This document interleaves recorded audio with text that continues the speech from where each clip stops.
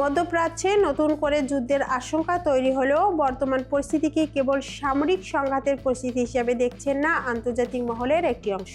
যুক্তরাষ্ট্রের যুদ্ধ জাহাজ বহর পাঠানোর ঘোষণা যেমন শক্তি প্রদর্শনের বার্তা দিচ্ছে, তেমনি ইউরোপের অবস্থান স্পষ্ট করছে সবাই এই উত্তেজনাকে যুদ্ধে ডুব দিতে চায় না।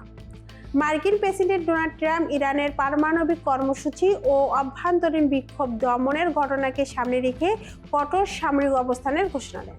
এর পাল্টা জবাবে ইরানের আগ্রাসী ভাষায় নিজেদের প্রস্তুতির কথা জানিয়েছেন। তেহরান বলছে যে কোনো হামলার জবাব তাৎক্ষণিক ও কঠোর হবে।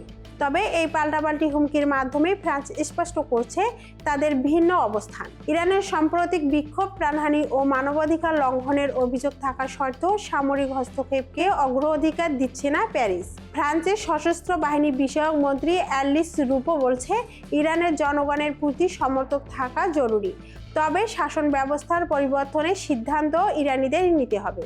বিশ্লেষকরা মনে করছেন যুক্তরাষ্ট্রের যে কোনো চাপ ও প্রতিরোধের নীতি জোরদার করছে, সেখানে ইউরোপ কূটনীতি ও রাজনৈতিক সমাধানের পথে খোলা রাখতে চাইছে।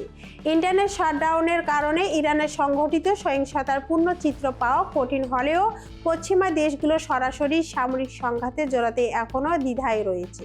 সব মিলিয়ে মধ্যপ্রাচ্যের বর্তমান উত্তেজনা শুধু যুক্তরাষ্ট্র ও ইরানের দ্বন্দ্ব নয়, এটি বৈশ্বিক শক্তিগুলোর কৌশলগত বিভাজনের একটি স্পষ্ট প্রতিফলন।